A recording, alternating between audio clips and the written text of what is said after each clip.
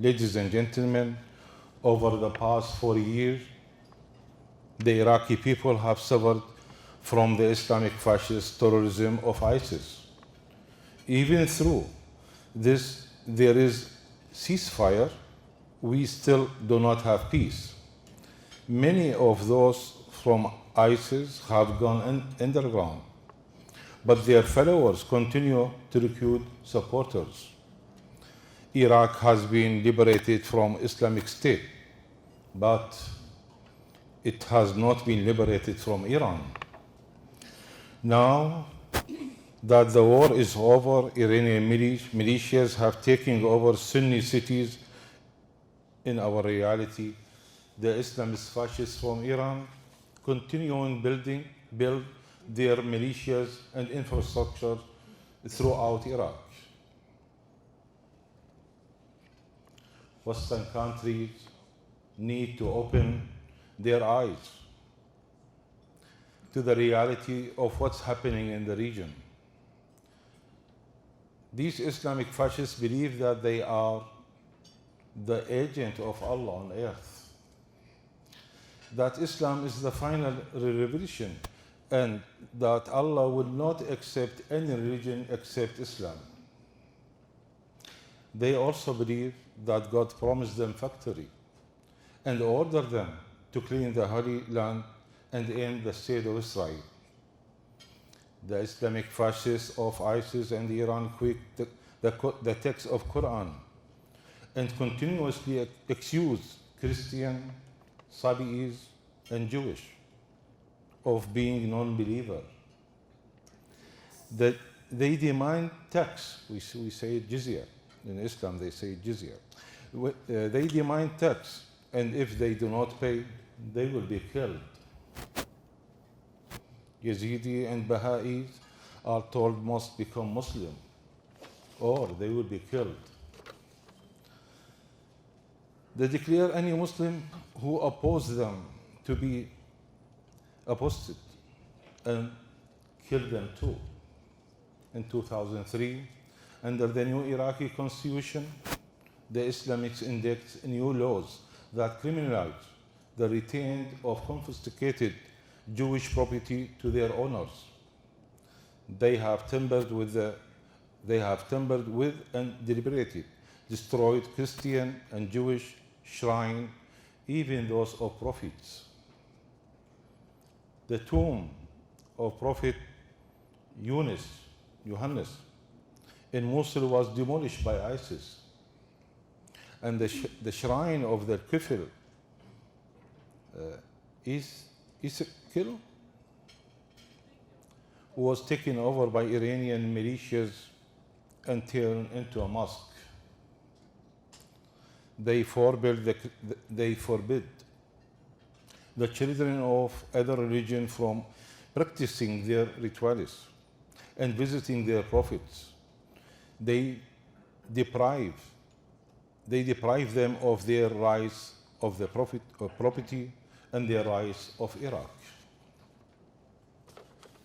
Too many innocent people who are only quietly of practicing their religion, they have paid with their lives. There is no difference between ISIS and Iran. Neither the living or dead are immune to their threat. They are Islamic fascists who follow their procedure of the European Nazi fascists. If nothing is done to stop them, the Islamic fascists will destroy everything. Terrorism against the United States and Europe will never stop unless all sources of terrorism are defeated. The Islamic fascists engage in a state of suspicion in order to reach their goal. The problem that the people in non-Islamic world cannot understand is that the Islamic fascists are dealing with pragmatic Western politicians. But the Islamic fascists themselves are only pragmatic to serve their own goals. Meanwhile, because of the Meanwhile, because of the desire of peace, Westerns are working to buy time and avoid clash until they end up being surprised by the outcome. For the West, any peace, stability is desirable. In the Middle East, the Islamists, Iran, and the Iranian Revolution Guard are using the peace to expand their control every day. They are increasing the armaments and the missiles of Iranian militias in Iraq, Hezbollah in Lebanon, and the Houthi in Yemen. The West must understand that there is no peace and human development except by stopping the Islamic fascist threat. Ladies and gentlemen, we must face reality. Today, many Westerns believe that there is a ceasefire in Iraq and that there is a peace there. But peace is far from the reality. They do not realize that Iran and Malaysia are taking advantage of the Kuwait. The Iranian militias in Iraq are using the Kuwait to build more and more space for them to operate it. If this continues, they will become stronger and stronger, and they will become as powerful as Hezbollah in Lebanon. Over the past year, Iranian militias in Iraq have received a significant weapon upgrade, where previously they were armed with Kalashnikov and rockets. Today, Iran has armed its militias in Iraq with short-range missiles, ballistic missiles, and launchers. These included the Zilzal, the Fateh 110, and the Fukar, which have a range from 200 to 700 kilometers. Iran has trained its militia members to launch attacks with these missiles. It has assisted its militia to build a factory to construct more missiles on their own. Using Iraq as a forward basis, Iran and its militia can now launch missiles attack against Israel, Saudi Arabia, and US Army forces in the region. Iran has already used this weapon a few weeks ago to carry out an attack against Syria.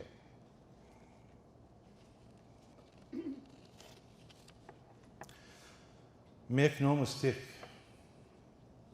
Iran is already using its militia throughout the Middle East to endanger all of the countries in the region. Today, Iran's popular mobilization units are more powerful than the Iraqi army. For now, the militia are under the control of Iran's Qasem Soleimani, but they are growing in power one day soon. One of the militias will use the sophisticated weapon that Iran provides to them to start a war on their own, just like Hezbollah started the 2006 war against Israel. We in Iraq have not yet seen a change of the policy toward our country by the United States. Following the step of Obama administration, the State Department recently preceded the election of bodyguards of Qasem Soleimani and members of Al-Quds forces and the Islamic Revolution Guard to the new government. How can this be? This is contrary to the United States currency policy. The United States needs to act as a leader and bases its relationship with Iraq on its own values: democracy, human rights, women's rights, and separating of power. If it's only basis and technical relationship, it will fail. The United States need to declare that it will never deal with the Islamic fascists of Iran. It should never give its blessing to any Iraqi politician who served as a member of Iranian Al-Quds forces and Islamic Revolution Guard. We Iraqi, together with the United States and the Western countries, first need to stabilize the region after 8 years of neglect. Peace in Iraq is an illusion without stability. There will not be peace until the local economic are functioning freely. Without being in the hand of the Iranian militias, there cannot be peace while the head of the popular mobilization units is more powerful than the Prime Minister of Iraq and openly threatening him. If nothing is done, Iran will achieve its goal to take over Iraq completely. Ladies and gentlemen, make no mistake. Although Iraq has been dissipated in recent years by Islamic fascists, Iraqi remember their long and proud history and all of their many cultural achievements. Iraq is still the leading country among the Islamic neighbors. Iraq's society is obviously benefited from the contributions of the arts, musicians, and politicians from all religion and culture backgrounds: Muslim, Christian, Jewish, Kurd, Yazidi, and Sabi'is. Iraqis are proud that the 1936 Amina Al-Rahal was the first woman to receive her driving license. Josephine Haddad, a Christian, was the first woman pilot in 1949. And in 1921, our first finance minister was an Iraqi Jewish, Hiskal Sasson. With the participation of Iraqi citizens from all religions and races, Iraq society enjoyed a great liberal political resistance. Iraqis still believe in an opportunity for a better future where Iraqis of all backgrounds can live together.